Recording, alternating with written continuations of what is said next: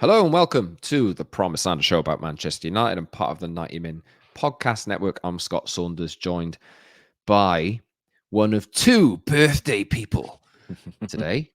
Cobby Mainu. It's his birthday, but he's not here. Be great if he was here. But it's Rob's birthday. Woohoo. Happy birthday. Thank you very much. Yes, Cobby Manu's birthday, 19 today. I'm a little bit older than 19, so we'll leave it at that. But yes, as you said, Scott, before we started recording here, you said I was the original. 19th of April was my birthday first, but give all the love to Cobby. More than happy to give that to him. Cobby copied you. Birthday twin. April 19th. Birthday We might be twins. some weird cryogenic twin type things, maybe. That would be nice. I got a lot of time for Cobby Manu. Who's the better footballer at 19? I don't know. I think if Erik Ten Hag saw us both play at the same age at 19, he'd be looking at Cobby and calling him a CDM. He'd be like, Cobby's a CDM. I was more of an attacking player. I was more. Do you want to give some context and background to your early years in football? Oh God, no! Like I wasn't that good. Like I always look back now. I always think I was better at the time than I probably was. Do you know what I mean? But like everyone, I played a lot of football and played a lot through my youth years, and it was like an everyday thing for me. Like when you're that age group, kind of teenage years, you just play non-stop, don't you? I think someone said in someone yesterday that I remember going out when I was like 10 years old to the football pitch across the road from where I lived. I played for 10 hours, literally. Go out at 10 o'clock in the morning and would still be out there until it got dark, basically. So I don't know. That was my life for many, many years as a kid. And I'm like, you think about Cobby, he's only 19. Like he's still a baby, isn't Yeah, he? it's mad when you think of like with him, like all of the moments that he's had so far. I know he's only had 6 months or so in the first team, but you think of all the moments so far, and you think back about how good some of those moments were, and you think he's 19 today, so he did that when he was 18. Like I crazy. know. And you do that in the glare, in the spotlight of the biggest football club in the world. Do you know what I mean? And we talk about the midfield, and we're talking about this boy. It's a boy carrying our midfield, an 18-year-old, and we're very blessed to have him. Touch wood here, but ultimately, we should be doing other stuff, shouldn't we? But I'm so pleased for Cobby because the talent, and I always believe the cream rises to the top with that. So we've got a lot of kids. I think we're going to be talking about, Scott, in the next few weeks, because I had a list of them here the other day, and I'm thinking there's a show in a few weeks, there's another show in a few weeks, because there's some real talented youngsters United have got who are in this age bracket. It's an exciting time. Champs, under 18 level. Champs. Amazing. We talked about that yet? Not really, not in any depth. Obviously, they won the championship at under 18s, and that means they now play, I think it's Chelsea in the overall final to be who are the kings of the under 18 divisions in Premier League. But they've also got the under Premier League Cup final coming up now against Manchester City, so they could win a treble. They could win a treble. So definitely the best Manchester United youth team that I've experienced for many, many years. I think going back maybe to the class of 92. Trebles. Talk of trebles. Liverpool will not be doing a treble. Man City will not be doing a treble. It's been called a great week for hate watching for United fans and Chelsea fans. Chelsea in particular have had a good week because they're the only team that won, and like every team around them dropped points. And now they think, oh my god, we could get 6th because Man United, we could catch them, or 7th. I don't know how much. United are 7th, aren't they? Going into the next two. They're somewhere in the top 15, somewhere, somewhere in that division they are. Yeah, it's funny with Chelsea, isn't it? We've mocked them before and had a go at them, but yeah, they've got the future Ballon d'Or winner scoring all their goals, haven't they? In Cole Palmer, Manchester United fan. Yeah. Manchester United fan. So obviously, one day we'll turn his back on Chelsea and arrive at the new Old Trafford as the saviour of our football club. United could play Chelsea in the FA Cup final. We'll talk about Coventry later in the show because that's on the horizon. I'll be at Wembley on Sunday. It's Sunday, isn't it? Yeah, it is Sunday. Don't turn up on Saturday, Scott. It's a bad look. It has happened before. Oh, there's a game there Saturday as well. City v Chelsea. Yeah. Which I'm not going to. I couldn't be bothered with that one. But birthdays. Send your happy birthday wishes to Rob because Rob isn't. Are you of the generation, Rob, where you will tell people on social media that it's your birthday? I don't think so. Like I'm very much not in that camp. I think I would have done once upon a long ago, like again in the early days of social media where you had a few people following you and it was a bit more like that, and it was maybe a bit more Facebook centric, and I don't do Facebook really anymore. So it's that kind of balance, isn't it? But no, it's a little bit odd. There was a time on Twitter, you'd have hundreds of people saying happy birthday because you would say I'm out doing this for my birthday or something. But generally, just it's a normal day for me, and I quite like that. Getting old, Scott. Well, we said we'd do birthdays. We've just done that. Sorry, 5.5 minutes in talking about birthdays. Birthday segment. But we'll have a distinguishable German theme to today's show. We'll talk about Julian Nagelsmann has signed a new contract with Germany, the DFB, or the German national team. He will stay until 2026. So I know me and you have said on the podcast that he would be the one that we would have picked, but we ain't getting him now. Not that we ever were anyway. So that's that show cancelled. Yeah, maybe longer term. He's only extended for 2 years, so maybe when United cycle through the next manager, maybe the time will be then. Bastian Schweinsteiger has done an interview this week with Gary Neville, so I think that'll bring up a lot of meat in the show because there's a lot of things you can read into that and go, oh, maybe that's why United have been crap for a decade. Very revealing interview. Much more interesting than I thought it would be. Like, I listened to it and thought, this might be a little bit boring, but there was plenty in there that we'll get through today. Yeah, do that later. We'll talk about what he said about John Murta, Jose Mourinho, Louis van Gaal, Paul Pogba, Marcus Rashford, etc. We'll talk about Coventry towards the end. Hopefully, United can not be on the receiving end of one of the biggest upsets in Cup history. We'll see. Anyway, subscribe wherever you get your audio shows on Apple and Spotify. That didn't make any sense. Apple and Spotify is where you can subscribe to us on audio. Give us a 5-star review and watch on YouTube as well, where you can like the stream. Subscribe, leave a comment, pop the notification bell on so you never miss a show. And also put in the comments, happy birthday, Rob. Also follow us on social at @_Scott Saunders. I posted some TikToks this week, Rob. 3 TikToks. If you want to get me on TikTok, I'm there temporarily. Anyway, he's there forever. Just go and message Scott on TikTok or go watch his TikToks. And are you doing like 30-second videos on there, Scott, or what is it? I did one Wednesday night where I said, oh, look, yet again, all the English clubs are meant to be the best clubs in Europe. And wait, there's none of them in the last 4 of the Champions League. Oh, wait, there's one club in Europe, one club left in Europe from the Premier League, Aston Villa. And Liverpool just got pretend Europa by League. Atalanta. Oh my god. And at times Rodri moaning about Real Madrid's style of play. Oh, honestly. Anyway, yeah, that you can find me on TikTok. You'll also find me on Instagram at @_Scott Saunders, saying bad things about Arsenal this week in particular, where I've had a comment go on the 90-min Instagram and on mine the other day talking about how Arsenal's fans walked out at 2-0 down against Aston Villa. And, North London forever till you're losing.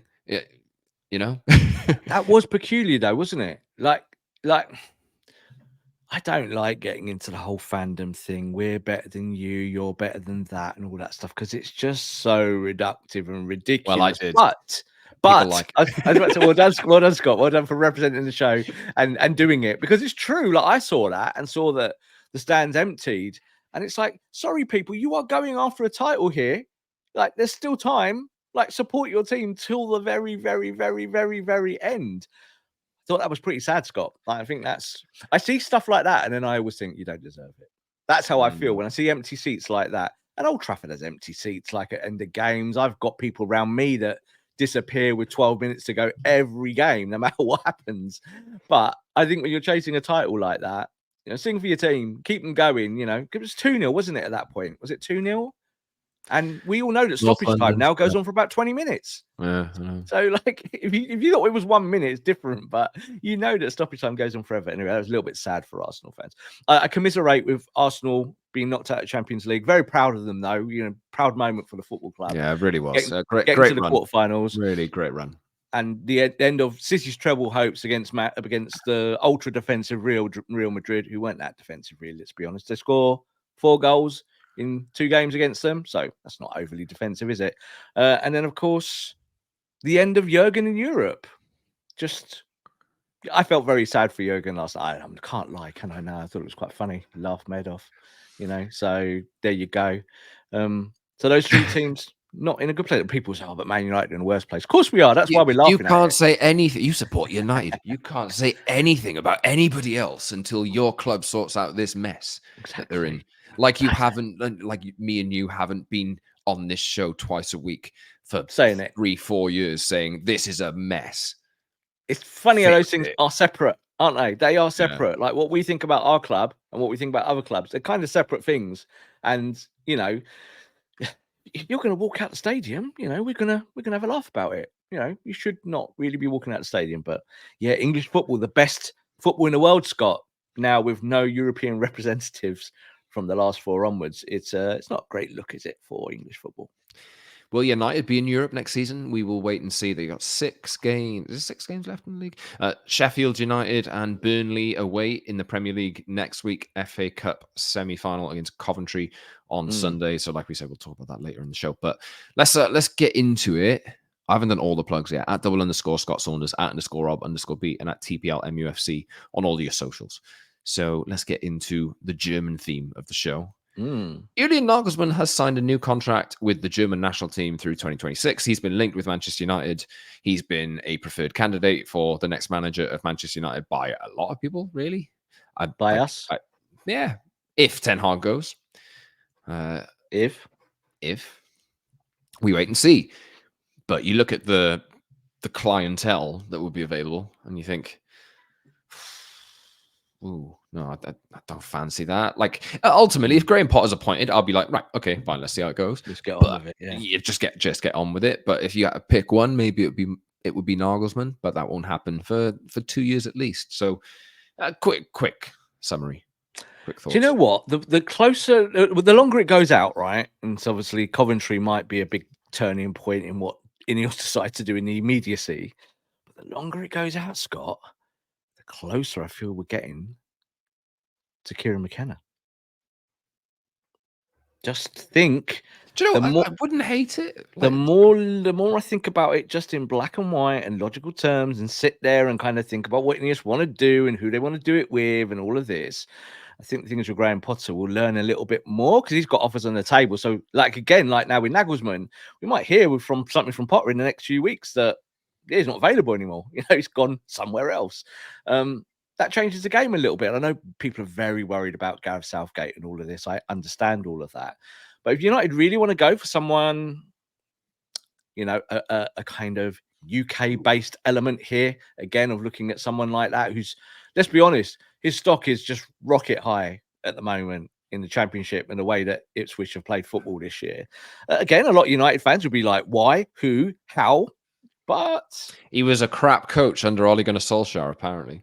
It makes a lot more sense because, again, when talk to people in the game, people at that level, talking executive levels and coaching levels, he has got a ton of acumen and a load of people that love him.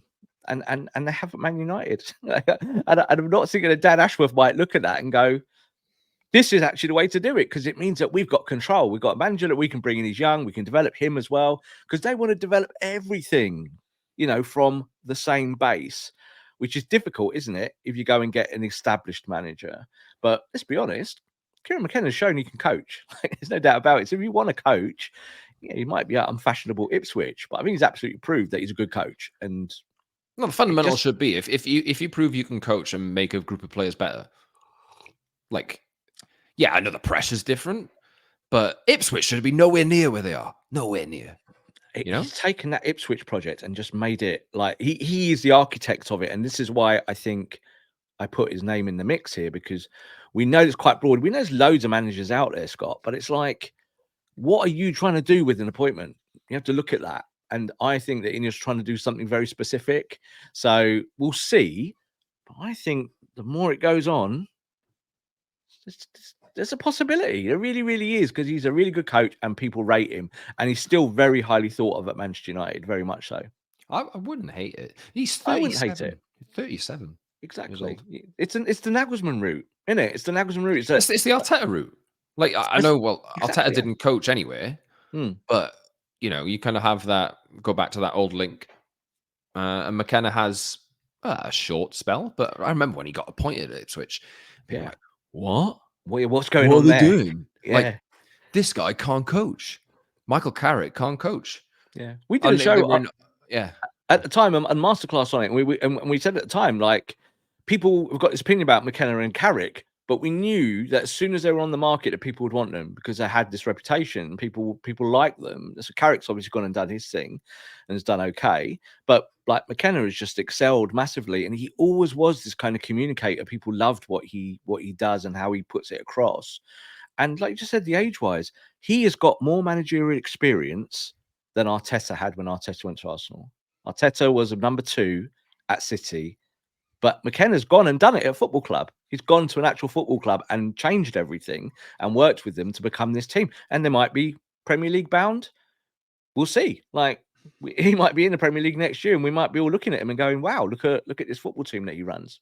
So, yeah, the more I think about it, the more I can see something like that, which would be a shock Yeah, do you know happening. what? Like, I'll say this now: if Ten Hag goes, he'd be my first choice. Hot take.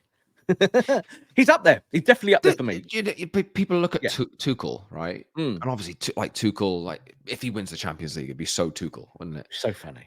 But like, the breakdown in comms that he's had in places. We've had big name managers before who've been at other places and failed.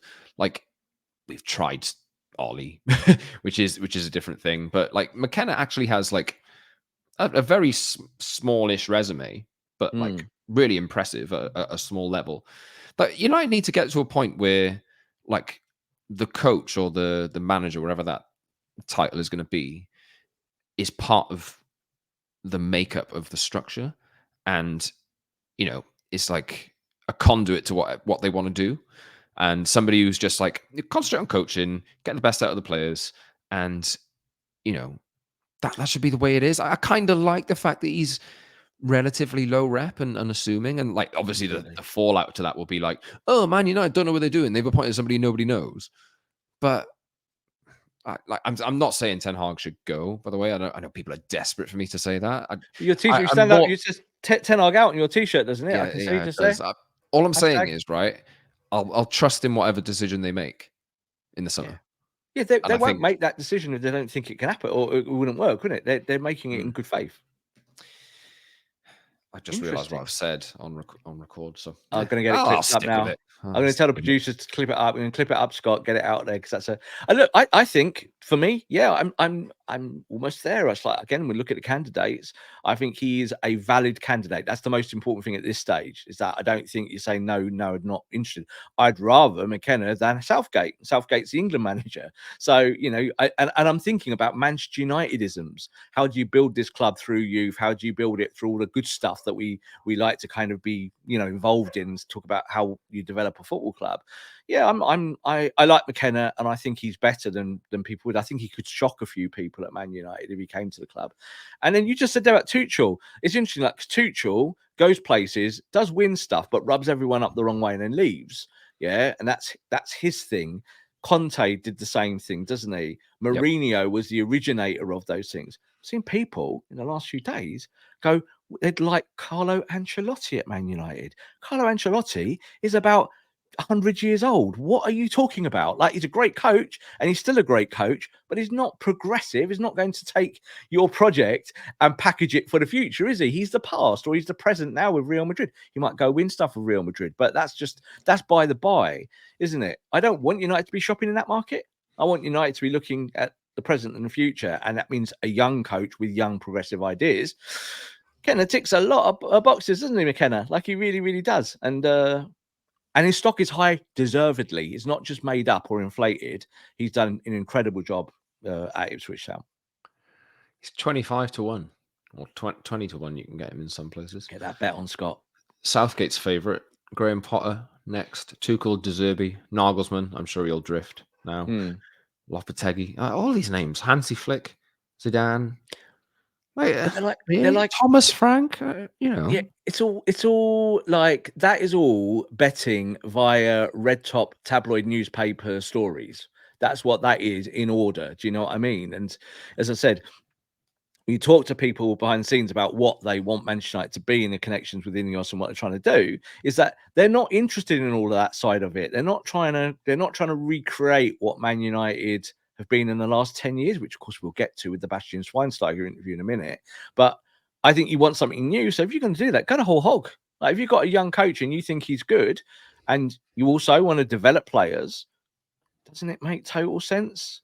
Or I know there'll be a section of the Man United fan base that will be like, no, we have to go to Real Madrid and prize out, the old Italian guy who was manager of Everton 5 minutes ago. Let's go get him because that's perfect for Man United. Well, no, that's what Man United have been doing for 10 years. It's what we did with Louis van Gaal, wasn't it? So, I don't think United need an experienced coach. I think they need someone who will work progressively. Let's be honest. You go down the Arteta Alonso route. That's kind of the route you're looking at, not in terms of nationality, but certainly in terms of age bracket. That's what you're looking at. That's a good point on Alonso. I mean, people look at Alonso going, "Oh, he's the best coach in Europe," and he might be. What was he doing 18 months ago? When he went to Leverkusen, he lost one of his early games like 4-0, and people are like, "Oh, what's this guy doing?" Where'd he been before that? So even with coaches and with players, and we're going on a little bit on this, but I think even with players, players, this is the Nagelsmann section. Yeah, you want to get in to players when they're in the £20 million bracket and not the £80 million bracket. And the truth is that there's only a year or two of success in between those two things. We did some Frimpong last week, didn't we? He scored last night, didn't he? Scored that goal. But you look at him, and again, if you could get him at 40 million, you have to think to yourself, well, hang on a second.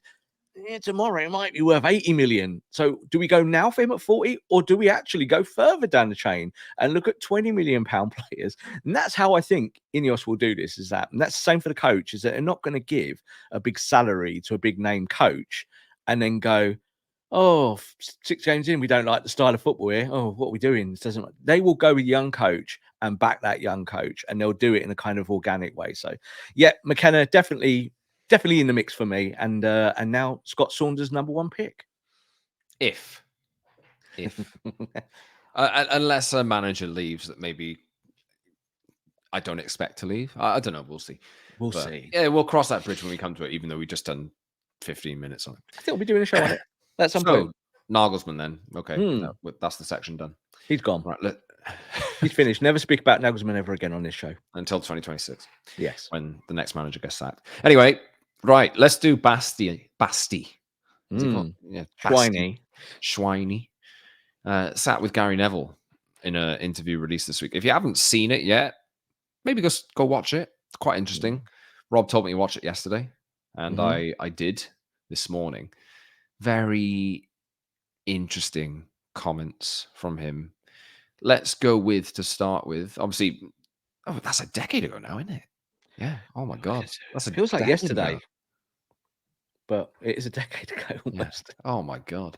Anyway, several years. He told some stories about signing for United, spoke about style of play, spoke about some of the players that he played with, the talent in the team, joked about Gary Neville, talked about Pep Guardiola's style of football. But I think the big things, which we'll get into now, maybe the biggest thing is how he turned up to training one day and John Murtough met him and said, "You can't train with them. You can't train with the first team." Why? The manager says he doesn't want you. It emerged later in the interview that Schweinsteiger said that he felt like it was a decision derived from Ed Woodward, maybe John Murtough as well. But he said John Murtough met him as he was going into training and said, "No, you go train with the under-16s." And he was like, "Why?" That's the way it is. He asked to speak with Mourinho, and there was a conversation. And 3 months later, Mourinho apologized for, essentially like axing him from first team picture. You were going as a fan at that point, Rob. We talked about that before we started recording. You were going as a fan, and it was a weird time, wasn't it? Like, where is he? Like, this guy's won the World Cup. This guy's won the Champions League. This guy is, but maybe he wasn't like technically the best player ever, or like didn't have one particular feature about him really like that stood out and made him the best. He was more like an all-round package, wasn't he? As a player, could do a bit of everything. Yeah. You know, I was going for work as well, Scott. And the thing was that at the time when Mourinho came in, I really backed him. Like I did. I was like, I remember being in the car park at Old Trafford, and the first person coming up to me there with a scarf that had Mourinho's face on it, and Van Gaal was still the manager. I remember trying to say it. I was like, he's not the manager, he's not at the football club. But we knew something was going on. We talk about Schweinsteiger there. I also thought it was a strange signing, first and foremost, because like he was getting on, wasn't he, in years? But that whole episode that he talks about there of coming into training, he says, just to give a kind of little bit of a prelude on people who haven't maybe seen the interview yet, he said he was really looking forward to working with Ibrahimovic on day one because he respected him, and Pogba coming to the football club and all of this. And he turns up, and John Murtough, as you described him, Scott, off camera, as a stooge, and I agree with that. I think he is a stooge. Went up to him and said, "You have to train with the under-16s." And as Gary Neville describes it, and it's absolutely true, this is that is constructive dismissal. You cannot deny people's trade like that when you pay them a lot of money and they're under contract. And Schweinsteiger was a bit like, "Oh, wish I'd spoken to you at the time, Gary." And like, ha ha ha. But it stinks. It stank then, and you know what? It still stinks today because there are still elements of the football club which have been like that until really the day before Ineos arrived. Like now Ineos are here, things have changed definitely already, or there's a speed of thought that's changed behind the scenes. But the Woodward era just absolutely killed United. And Woodward era started the day Fergie left. So all these things kind of correlate, don't they? Like it's like, you know, we were talking and we go, oh, it's when Sir Alex left. Well, yeah, it's when Sir Alex left. But it could have still got it right. They could have still got things right. They could have managed it better 100% instead of better. putting a banker in charge of the football club. Exactly. And the thing is, I can't stand here and say I didn't want Mourinho. I did want Mourinho. I looked at Jose and I thought, yeah, maybe this is where you go in natural progression from LVG to Mourinho, but certainly in style of play and maybe fixing certain elements. And, you know, maybe we needed to, you know, it wasn't a huge swing towards mad attacking football. But the whole thing is that it was toxic. It was toxic then, and Scott, even into the last few weeks, is still toxic at the club. It has been until the new ownership has come in. So I think that's something that infected Man United badly from that Mourinho period. I don't think United have ever recovered from it. And I think the way Schweinsteiger describes it, like, can you imagine telling a World Cup winner to go and train with the under-16s for no reason at all, except that you just decided it. You've decided that's what you're going to do with the player. The funny thing is, like, if you watch it, and generally you get this vibe about the guy anyway, but he's just nice. Hey, just like your mate that you could go and have a beer with, like down to earth, nice, a big funny. United fan. Yeah, United fan. Loves ask United. Questions, interesting, unassuming, you know, and yeah, like just a nice guy. So it's just weird to think. Like usually you'd think if somebody turned up to work one day and was turned away and go train with the 16s, it would be like you did something in the dressing room that like affected that decision. Yeah, you know, not like nah, you just get out for no reason. Yeah, or whatever the reasons were, whether he was flying abroad or all this kind of stuff. Like whatever it is, like there was no real explanation for it, and he still doesn't really know to this day why that happened. But yeah, it just. I was going to compare John Murtough to like Gerald Briscoe, you know, from the wrestling era. But sorry, we'll move on from that. But maybe that's disrespectful to Gerald Briscoe. But you know, it's that is the problem, though, isn't it? Like sending out a stooge essentially to say, no, you can't come in here, you know, and with no actual reason, no logic behind it, no long-term planning behind it, unless maybe he's on big wages and they want to get him out. Maybe that's the reason why. But the contract they gave generally weird. Yeah, but they gave him the contract. It's the player they signed a year before. Really, you know. Yeah, and I think the whole thing is about that in terms of the art of management and stuff like that. It sounds like one of those handbooks, isn't it, where you kind of read through it, looking at chapter to chapter. I think the Man United chapter is that Ed Woodward and Murtough had no idea how to run a football club properly. They might be able to do your accounts for you. I'm talking about John Murtough. I'm talking about Ed Woodward here. But then they went from that to Richard Arnold. So it just was like an illusionary change, like it was the same thing. And that's why the club didn't change. And I think the thing with Jose is that we know with Jose is that some players he can make run through fires for him, but he does often come into clubs and over a period of a year or two starts to deconstruct them, in the sense that he'll look at parts of the dressing room that don't fit his ideology for whatever reason, and rather than trying to work with them or make it work, he just burns it down. And I think the thing with Schweinsteiger, I think Schweinsteiger says this on the podcast. He said, Jose knew what kind of player I was. I came across him a lot of times as a player, and he kind of liked me. So I didn't really understand why I wasn't even allowed to train. And then 3 months later, he gets a knock on the door from Jose's assistant, and they said, come back to first team training. And for 3 months, he hasn't set foot in that part of Carrington. It's a bad way to run a football club, Scott, if you're any football club, let alone Man United. That's also why I made the point about Jadon Sancho when all of that went wrong in recent times, is that you can't just banish players to the under-16s. It is unfair. It's not the correct way to run your business, even if they're in the wrong. Even if they're in the wrong, you can't then be equally in the wrong. I think with Schweinsteiger, he didn't do anything. At least Sancho wrote a tweet, and upset people. But Schweinsteiger did absolutely nothing and just sat there and had to train with the under-16s and get fit. And I always remember that time sitting at Old Trafford and say to people, where is Schweinsteiger? We know he's training at Carrington and he's not in the matchday squad. Isn't it odd?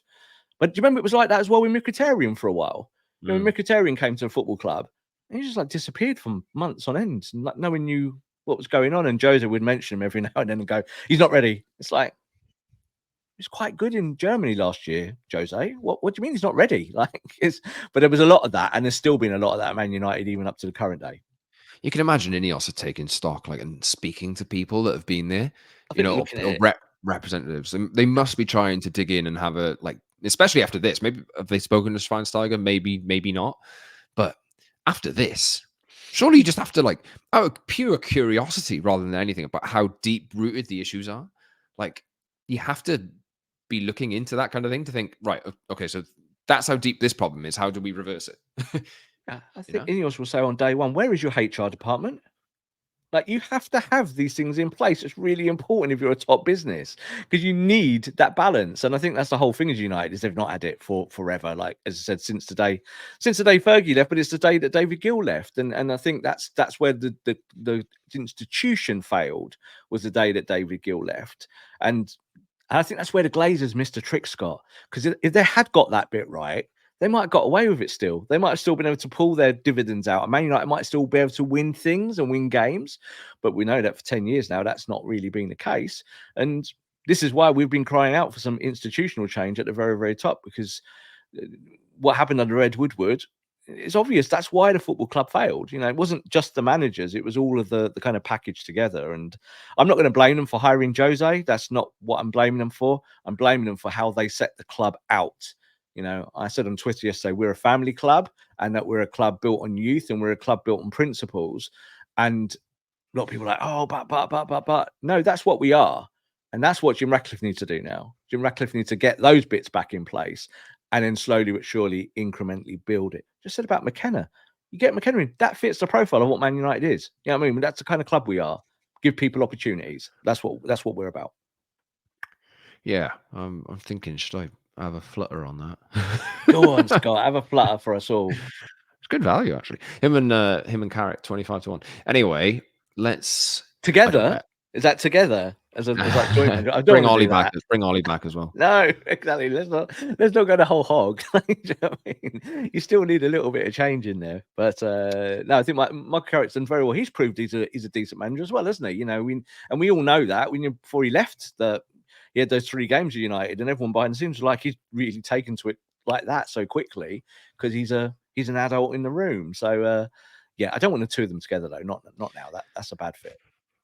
Well, I think that was a joke, but anyway, yeah, I think just to go back to the manager for a second, the point would be get rid of the egos, get rid of all the people who think they're bigger than the club, get rid of the people who are there for the money, and just concentrate on football. And they should not have a problem with who the manager is. Absolutely. They should not think you're too small time for this. Yeah. And that the fact that is a thing that players have said about managers in the past, yeah, is maybe evidence of the culture being rotten. Like, I'm better than you. You don't deserve to be here. What have you done? That's right. It's respect, right? Totally respect, and that for me, that's also the Graham Potter angle. Is that a lot of people I've heard, like I'm not advocating Potter at all, but a lot of people have said to me, "Oh, he can't manage big personalities," and I always say, "Well, number one, you don't know that, but number two, no one's personality should outweigh the manager. Like at the end of the day, when you look at maybe the past of like clubs like Real Madrid and Barcelona, absolutely have nobody managers in the past. Like they run it through that, they run it through their academies and they run it through their grassroots levels and they bring coaches through like that. Now, yes, they've got big coaches now and they've done that, but that's how some of the bigger clubs over years have operated. And I don't think there is one coach out there that you think is the fairy dust that you go, well, that's the Mourinho, or the next Mourinho, the next Guardiola, the next Ferguson. No, the next Klopp. Like, there's plenty of people out there, but you have to fit what your project is or how you want your club to be. So, yeah, we'll see as we go on with that. It'll be interesting to monitor. But yeah, I think it was quite interesting when Schweinsteiger spoke about that because he spoke about it eloquently, Scott. And I wouldn't be like that if I was him. I'd be a little bit more bitter about it. But he's like, no, I loved Man United. I really appreciated having the time at the club. And, you know, I supported them as a boy with my brother and all these things. We knew all of that from before. It's just a shame we didn't utilize him more because I think we could have, even if he wasn't in the squad, I think he would have, or in the first team, he could have helped the squad being in there and training every day, someone with his standards. And United wasted that. What a waste that is. You're paying this guy wages to sit in the under 16s and eat sandwiches with them. That's a nightmare. He also said that he felt like the talent in that United team was more than enough to win a title. And it was. And I agree. He gave some comments about like he looked at the midfield roster at the time and he didn't want to name names. And then he ended up naming, what was it? Pogba, Carrick, Herrera. Was it Pogba, Carrick, Herrera? Oh, what the team he named? Or the people that he played with. Yeah. Maybe different eras, but he named like Schneiderlin among it. Fellaini, if you want to play long balls, just knock him to Fellaini. But he said the talent that he played with, or the talent that he saw at United around that era, around that time, there was enough there to win the title. It was just a missing piece, and I think the missing piece is the cultural element. Maybe that was definitely a little swipe at Jose when he said that about Fellaini, because he was like, he named the team. I remember he kind of went from back to front, and he was like, you know, Luke Shaw left back, Valencia right back, then the centre backs, you know, Jones and Rojo and Smalling, and obviously those three are all internationals at that time. He kind of went through it, and I think he named himself in midfield with Pogba, didn't he? Kind of in a kind of 4-2-3-1 shape, and then at the top end, he was like, we've got everything we need. You've got Ibrahimovic, you've got Rashford, but as a young player, you know, we could have won stuff, but for some reason, Man United didn't put it together. And if they did want to play long ball, then we had Fellaini. And you'll be like, oh, right. Because that's what Jose was doing. I remember those games where Jose was just hitting long balls to Fellaini. And we were like, this isn't winning football, is it? I don't know. Jose, why are you playing long balls from Valencia all the way up the top? So, yeah, I think we had the squad. I agree with him. We had the squad to do it. We just didn't have the tactics. And that's why I talk about tactics so often, because I think they're important. No matter who the manager is, you have to find the tactics to work with your players to get the most out of them so you can win football matches. It's just as simple as that. Do you have any further comments that you want to mention on Pogba? He mentioned Pogba there in the interview, and I think the things with Paul Pogba is that he's always going to be remembered as an enigma, isn't he? And the people are always going to be split on him. There are going to be people that love Paul Pogba and people that hate Paul Pogba. And I think that I sit in the middle category somewhere, whereas I agree exactly with what Bastian Schweinsteiger said, and that is he thinks that Pogba's one of the best midfielders he's ever seen. And that's the same for me. I've been at games where I've watched Pogba and studied him and gone, you've just got something that other people haven't got. And yet begging him to not be played as a six, begging that he gets played higher up the pitch like he was for France, and not seeing it year after year, and watching Paul Pogba having to run around in the number 6 and going like, he's not really a number 6, not his best position. So I think Paul Pogba was the right player, Scott, at the wrong time. That's just it. I think if you could have got Paul Pogba in and built a midfield around him, that's why we're saying about Kobe Manu, we started the show off with him, is that you need to build around your talents, your real core talents. He did also mention Jesse Lingard, and I thought, let's not go there. Let's not go to Jesse. Let's not do Jesse. But Jesse was part of that youth team, wasn't he, with Pogba? So Yeah, it didn't work out with Paul Pogba because I think there was a lot of dysfunction at Man United, and Paul Pogba was part of the dysfunction. So he wasn't going to lead the dressing room to a new era when all those things were burning around him. And we know a bit more about Paul Pogba now, don't we? About what he was experiencing in his private life that we didn't know at that time. He also mentioned Marcus Rashford, and he looked at him now. And Gary Neville does this thing a lot where he's like, "Do you think he needs to leave? Do you think he needs to go?" He asks everybody. He asks everybody that. And no, it's a fair question. Fair question. I want him to Maybe ask those if questions. Rashford goes somewhere else, if he goes to Paris or something, and get away from the. I'm not saying that. Obviously, the press in France would be quite harsh as well, but the fact that he's local to United, you take that locality element out of it, and maybe the spotlight goes away a little bit, unless he's held up as Mbappe's great replacement, which that might be that might be something different. But Neville mentions this a lot to people, but Schweinsteiger said, "I think he needs to have better players around him, or just maybe he needs to take a bit of ownership himself, or like reflect himself and think, oh, maybe I'm a senior. I've got to look internally at myself and hold myself to higher standards or something, like my expressions, my body language sometimes." I think he mentioned that kind of thing. Yeah. And yeah, he's right though, isn't he? But did he say he should go? I can't remember. No, he didn't. I don't think he did he? Schweinsteiger's opinion is one of an adult, Scott. That's what an adult would say who's got a bit of experience in the business. And I think that's the whole point of it, is that I think when you look at Rashford, again, it's a bit like the Pogba situation. It's not one or the other, really. It is that we know his form is bad, but we also know that there are some reasons for that. We look at some of the tactics. He does need better players around him. Are you going to use Marcus Rashford in a pressing element on the left-hand side if you know he can't press very well?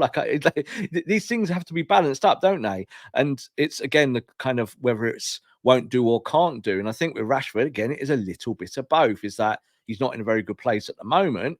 I think if he went to PSG, Scott, and went and played in that league, he scored loads of goals. I think he'd kill everyone in that league, and he would look world-class in that league, and we'd all be like, oh, look what we've lost here. He scored 30, 40 goals in there as Mbappe's replacement. And of course, he's nowhere near Mbappe's level. Not really, but that's not what we're talking about here. It's about, can a manager take Marcus Rashford and make him a winning tool for Man United, use him as a tool in that team to help you win football matches? We saw last year that the truth of that is, yes, you can use him. He can score goals. He can get assists, but something has gone very, very wrong behind the scenes. So that has to be fixed, doesn't it? Because again, Ineos will be looking at that and going, we could flog this guy for a big fee here and just start again. Won't surprise me if that's what they do, but I don't think it's, again, cut and shut. Like, I think he should go, and I think you think the same. I think you sell him because he's sellable. You could get a fee for him, but at the same time, it wouldn't surprise me if he stayed and was a success next year. It just wouldn't surprise me, because there's lots of things at play here at the moment with Marcus Rashford. Where'd you stand on Sancho nowadays? It's complicated, I think, as they call it, as they say it on social media. I think the thing is with Sancho is, if you could get the fee that you want for him, yeah, whatever that might be, whatever Manchester United's valuation of him today is, it's not what we bought him for, let's be honest, then you can move him on. I think if you're going to get rid of the manager and that's your intention, and your new manager comes in and they say, I like Jadon Sancho, I think I can work with Jadon Sancho, just like Dortmund have said that in recent months, then I think you go with that as well. And I don't play this pantomime at all of, like, if he puts on a United shirt again, how will the fans react? I'll tell you what, if he puts a United shirt on and plays well and scores goals and gets assists, everyone will love him and everyone will forget. And then people will blame Ten Hag. If Ten Hag goes, they'll go, oh, it was the manager, because that's how football works. It's fickle at the end of the day. So the where I stand in him at the moment, Scott, is that the jury is out. I'm like, I'd rather sell if I could, because I just think you need to carry on going out buying new talent. But at the same time, I think that whole period around there, around the tweet and all of the stuff behind the scenes, kind of stank, and it became character assassination of Jadon Sancho. It really did. I'll still stand by that, even though Jadon did a lot of things wrong. Absolutely did a lot of things wrong, but Manchester United were massively unprofessional with him. So that's the way I look at it. I think there's a little bit of both there. And I'm not 100% against Jadon coming back, where I think most United fans would publicly say that they are. They'd say, oh, I'm finished with Jadon. Well, I don't know. I don't think that about anyone, really. I think you have to be again the adults in the room and say, what can we get from this? And if someone wants to pay Jadon Sancho's wage and take him off, yeah, cool. I don't think anyone is, are they? There's no when someone's at the lower end of stock. Jadon Sancho's now in a Champions League semi-final. Yeah, He's not the only player in that team. He's not the only player in that team. But let's say he has a stellar semi and a stellar final, and they win it. Yeah, just say it's just hypothetical. It's not real, but it has that. Then of course, it's a market for him suddenly, isn't there? And you can then decide you could sell him. Maybe Dortmund would want him then, or you could bring him back and press the reset button and say, right, new managers come in or whatever. Let's, here's Kieran McKenna. Kieran, meet Jadon. Do you think you can work together? Oh, you do? All right, off you go to training then. I think they met before. Things have happened. Worked together before, right? Yes. Yes, of course, because at the end of the Ollie era, so of course he would. So they know each other. And again, we know for that setup at that time that Sancho was a massive priority for them, like massively. And they thought that they could build the team around Sancho being a part of that front three, playing in a 4-3-3. So it never happened, and we know why that didn't happen. But funny things have happened in football, Scott, and I'm not as cut and shut on it as some people. What do you think, Scott? Would you take Jadon Sancho back? I think the way that he acted in that moment, yeah, I think that's unforgivable. To be on honest. The tweet, I would be difficult for me. If you follow my Instagram or my TikTok, you'll have seen my opinion on this earlier in the week. But let's say McKenna comes in. This is so hypothetical. Yeah. And like I said earlier, I think I'm at the stage now where it would be difficult for me. But if they made a decision that, right, okay, let's try this again with a new guy, and everyone has to prove themselves, clean slate. The reason why I'm so I'm against it is because of what culture it represents. And I don't think you can reverse that and not eradicate that culture. Do you know what I mean? That's kind of where I stand on it. And for everybody who's like, Jadon Sancho's made a Champions League semi-final, what a miraculous occasion. Dortmund are fifth in the Bundesliga. They're the second best team in Germany. They should be the second best team in Germany. They're fifth this season, right? How many goal contributions did Jadon Sancho got? 4. 2 goals, 2 assists. 2. Yeah. And it's like, oh, but he did a nice dribble. It's a 30-second compilation on X. Oh, look at this amazing dribble that he did on the edge of his own box. Oh, fantastic. I love it, Is that okay at United? A return of 2 and 2? No, we're killing Rashford for it. Exactly.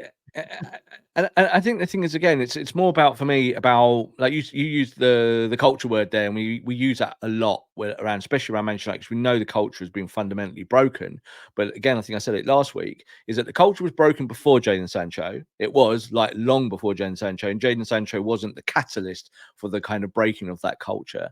And I think the thing is that it's just a personal opinion, again, from my own sourcing and everything that goes with it, is that I'm not saying that Jadon Sancho was in the right, but I also think there was a lot more people in the wrong as well with him. Like, I think he shouldn't have written that tweet, but I think it went too far.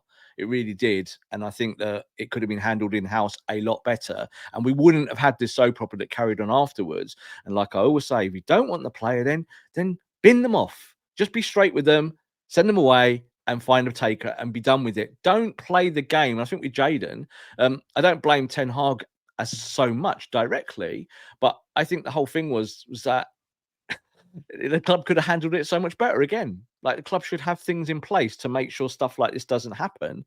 And I just think we shouldn't be running football clubs by tweets. Just don't believe in business being like that. Jadon said what he said. He was impetuous. He was stupid. He should have been dealt with. He was dealt with, and then he went and played with the under-16s for months. That's not a way of dealing with it. I'm sorry, that's not the way it should have happened.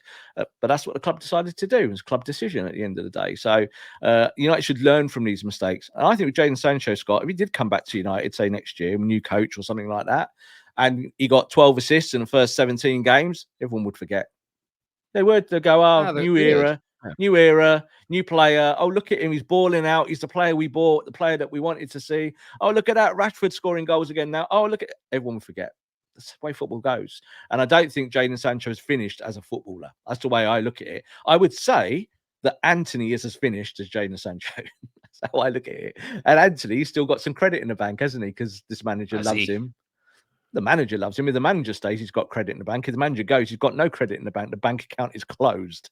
But it's true, isn't it? That's how football works. We just talked about Mourinho, and that's how he managed his clubs for years. Is that if you loved him, great. If he loved you, fantastic. And if he didn't, just didn't get nothing from him. Didn't help you develop or anything. And that's not the kind of football club we want to be, is it? I don't know. So we'll see. I see with Jadon Sancho, I think there was a route back for him, whereas maybe other players, and we talked about certain player playing in Spain at the moment for Getafe. I don't think there's a route back there. You know what I mean? I think that for Sancho, it's more about his form and what he can offer you and what United could get if they did sell him. But I don't know. What would you get from Scott? What would you get? What would you get for Sancho tomorrow? You're Mr. Manchester United. Would you put him on the open market? What would you put his price at? You don't. What price would you say I want? You'd be lucky at 35. Exactly. Lucky. So lucky at 35, and 12 months ago, I remember you saying to me as well, Scott McTominay's definitely worth 40 to 50 million. And I was like, what? So it's all relative. I didn't. Oh, you are taking that far. You are taking that too far. I'm going to find that clip. No, but I'm joking really about it. But what I'm saying is that the whole point of it is that the value is relative. So like if you could get 35 million for Sancho or reintegrate him into your squad, then there's a kind of balance there. It's like, well, do we take the hit? Because that's always my opinion, isn't it? Take the hit. That's what I always say. But I think if you could bring him back in and a new coach says, I like that player and I can work with him, I'm also open to that. I can't leave that McTominay comment untouched. I have to say that 50 million, no, that's ridiculous, Rob. I never said that. What did you value him at? 40, I think it was. I said United were right to hold for 40 in the feeling that they could potentially get closer to 40 or 35 or 30. Like I think they rejected 30, didn't they? Did that happen?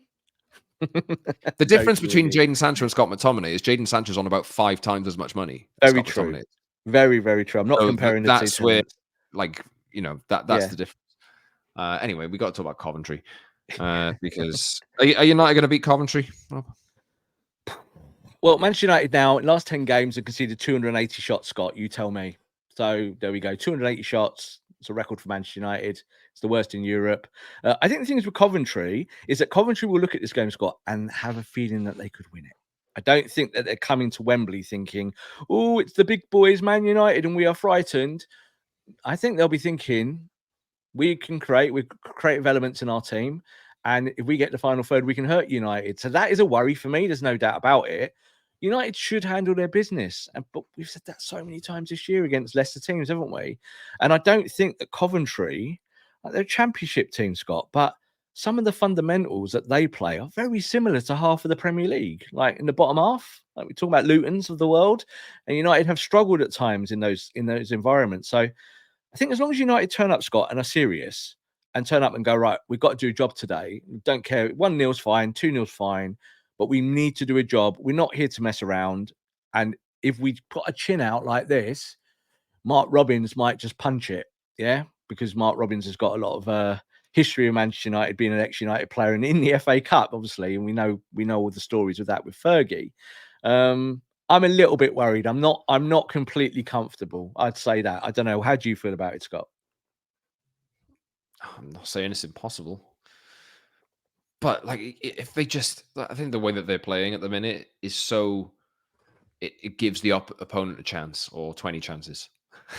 Or like 280 chances. 20 shots, not chances. 280 chances in 10 games. Like shots, not chances.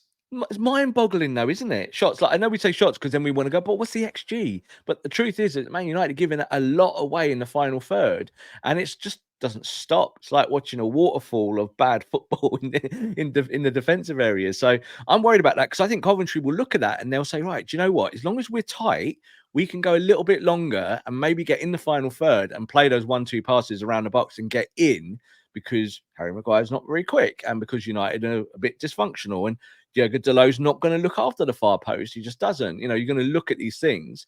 You know, Onana, we know that he has issues with certain types of shot, doesn't he, around his feet? You know, they will look at those things technically and tactically, and they will target them. So, yeah, I don't like United at Wembley anyway. I said that the other day to you, but it's more tricky than it should be. If you're Manchester United, you should be going into this game absolutely 100% sure that you're going to win it.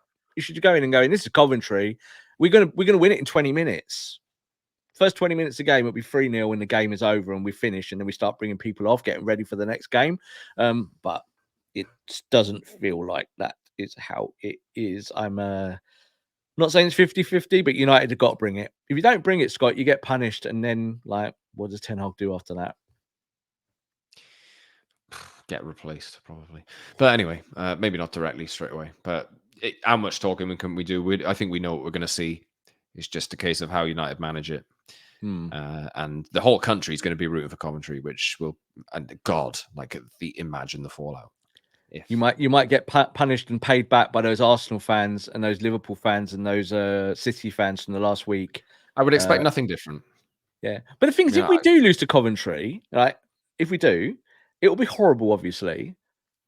But again, I'm not going to be losing sleep over it. No, I know. Like, I'm not. Like the club needs change. Things need to change, and we need to do stuff, and we need to be a much more tactical entity, and we're not. So, like, what are you going to do? It's just another day at the office. And you just hope it's a good day at the office. That's what you hope. But it's not the same as, like, Man City, best team in the universe, getting knocked out by Real Madrid, or it's not the same as Arsenal having a great season, coming in the last 8 of the Champions League. Well done. Well done, Arsenal. Those things I think are actually worse in some aspects because you've got higher standards at that moment. So United should have better standards, but I think it's a tough game, and I think Mark Robins will be licking his lips. He'll be like, "Yeah, I fancy this.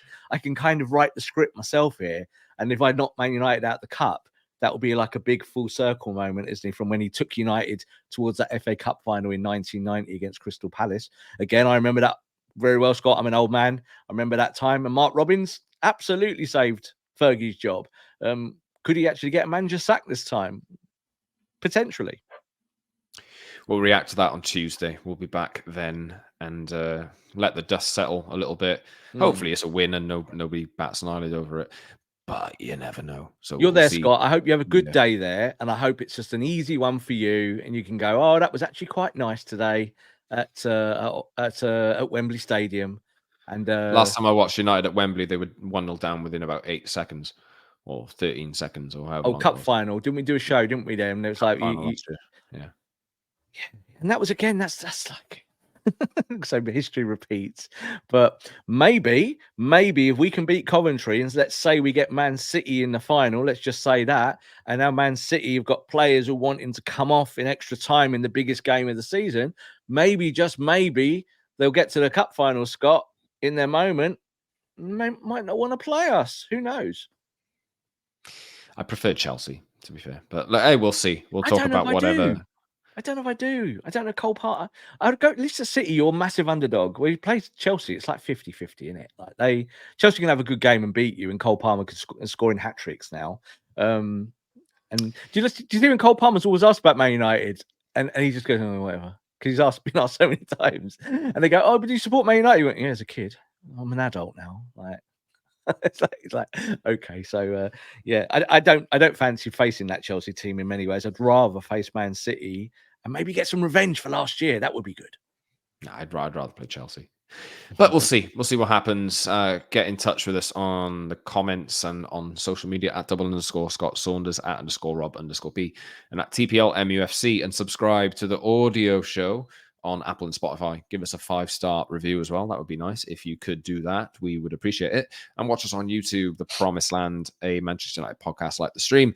Subscribe, leave a comment, notification bell, hit that so you never miss a show as well. Happy birthday to Rob. Happy birthday to Kobe Mainu. And we'll see you next week after the FA Cup semi-final. Big thanks, Rob. Big thanks to you for listening or for watching. And until next time, see you soon.